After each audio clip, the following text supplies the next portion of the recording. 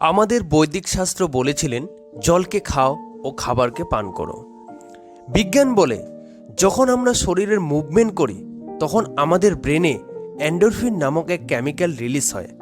আর এই এন্ডোরফিন গবেষণায় বলে যখন আমাদের ব্রেনে এই এন্ডোরফিন কেমিক্যাল উৎপন্ন হয় তখন আমাদের শরীরের টেলোমিয়া সেল বাড়তে থাকে।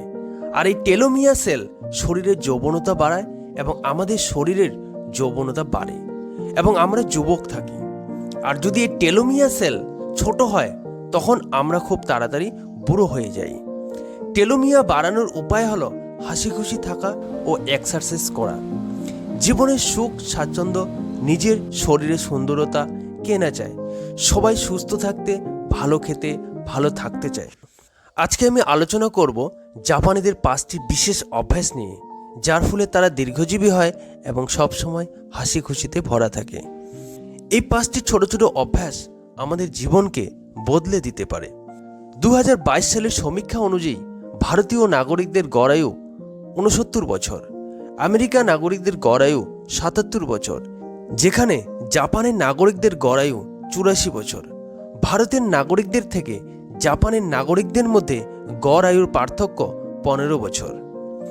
1945 সালে দ্বিতীয় বিশ্বযুদ্ধের সময় আমেরিকা জাপানের হিরোশিমা ও নাগাসাকি অঞ্চলে 6 ও 9 আগস্ট পরমাণু বোমা নিক্ষেপ করে, যার ফলে জাপানের 2 লাখ মানুষের মৃত্যু হয়।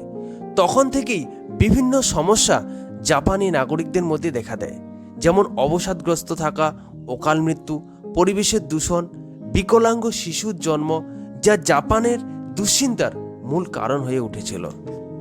এর থেকে কাটিয়ে ওঠার জন্য তারা শুরু করলো বিভিন্ন পদক্ষেপ, যার ফলে তারা দীর্ঘজীবী হতে লাগলো এবং পৃথিবীর শক্তিশালী দেশ হিসেবে গড়ে উঠল। প্রথম পদক্ষেপ, ক্লিন দ্য টয়লেট। জাপানিদের একটি বিশেষ অভ্যাস হলো টয়লেট পরিষ্কার করা। জাপানিরা বিশ্বাস করে যে টয়লেট পরিষ্কার থাকলে মন ভালো থাকে, কারণ সকালে প্রথমে উঠে প্রত্যেকে আগে টয়লেট ব্যবহার করে, আর তাতে যদি নোংরা থাকে তাহলে মন অপরিষ্কার হয় এবং তা সারাদিন প্রভাব পড়ে। আর যদি সকালে টয়লেট ক্লিন থাকে তাহলে মন পরিষ্কার থাকে আর সারাটা দিন ভালো কাটে। তাই তারা প্রতিদিন সকালে টয়লেট ভালো করে পরিষ্কার করে তারপর অন্যান্য কাজে ব্যস্ত হয়ে পড়ে। এছাড়াও টয়লেটকে তারা এক পূজনীয় দেবী হিসেবে মান্যতা দেয়। দ্বিতীয় পদক্ষেপ, মিল টাইম। একটা বৈজ্ঞানিক কারণ আছে যে পেট থেকে ব্রেনে সংকেত যেতে 20 মিনিট সময় লাগে। এর জন্যই জাপানিরা ধীরে ধীরে খেতে খুব পছন্দ করে। পেট ভর্তি হওয়ার সঠিক সংকেত পায়। তারা খাওয়ার সময় চামচ ব্যবহার করে, যার ফলে খুব ধীরে ধীরে খেতে পারে এবং সুস্থ থাকে। এছাড়াও জাপানিরা গ্রিন টি খেতে খুব পছন্দ করে।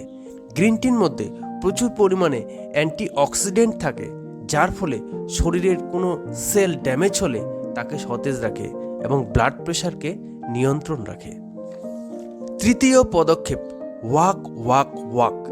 আজকের দিনে ভারতের সাইকেলের বিক্রির পরিমাণ 70% কমে গিয়ে 30% হয়েছে। আজকাল ভারতে কেউ সাইকেল চালাতে পছন্দ করে না, পরিশ্রম করতে চায় না, কিন্তু জাপানে সাইকেল বিক্রির পরিমাণ 3 বছরে 3 গুণ বেড়ে গেছে। এখানকার বাচ্চা সাইকেল চালিয়ে স্কুলে যায়, বড় ব্যক্তিরা সাইকেলে বাজার থেকে শুরু করে বিভিন্ন কাজে ব্যবহার করে।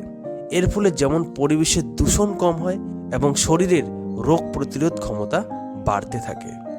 চতুর্থ পদক্ষেপ, গোয়িং টু বেড আর্লি। যে কোনো সফল ব্যক্তির জীবনের একটি বিশেষ অভ্যাস হলো খুব সকালে ঘুম থেকে ওঠা, যা জাপানের প্রত্যেক নাগরিক এই অভ্যাসের সাথে যুক্ত। ছাত্র থেকে শুরু করে বয়স্ক পর্যন্ত প্রত্যেকে বিশ্বাস করে যে early to bed and early to rise makes a man healthy, wealthy and wise. তারা প্রতিদিন সকালে প্রথমে সূর্য নমস্কার করে দিন শুরু করে। তারা বিশ্বাস করে যে সকালের ফ্রেশ প্রকৃতি শরীরকে সতেজ রাখে এবং সারাদিন মন হাসি খুশিতে থাকে, যার ফলে সারাটার দিন ভালোভাবে অতিবাহিত হয়।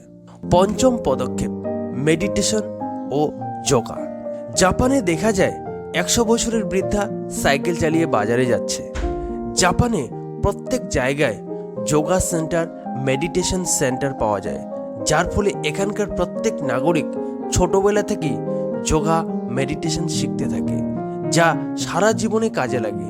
যেখানে ছেলে বুড়ো বয়স্ক সকলে যোগা মেডিটেশন করতে খুব ভালোবাসে, যার ফলে ব্রেনে এন্ডোরফিন নামক এক কেমিক্যাল রিলিজ হয় এবং টেলোমিয়ার সেল বৃদ্ধি পায় এবং তারা সুস্থ এবং দীর্ঘজীবী হয়। তো এই হলো জাপানিদের 5টি বিশেষ অভ্যাস, যা ব্যবহার করে আমরাও আমাদের জীবনকে ভালো পথে নিয়ে যেতে পারি। পৃথিবীতে যুগের পরিবর্তন হচ্ছে, মানুষের পরিবর্তন হচ্ছে, তাই চিন্তাভাবনার পরিবর্তন করা প্রয়োজন। খুব সুন্দরভাবে ভিডিওটি দেখার জন্য আপনাকে অসংখ্য ধন্যবাদ। ভালো থাকবেন। জয় হিন্দ।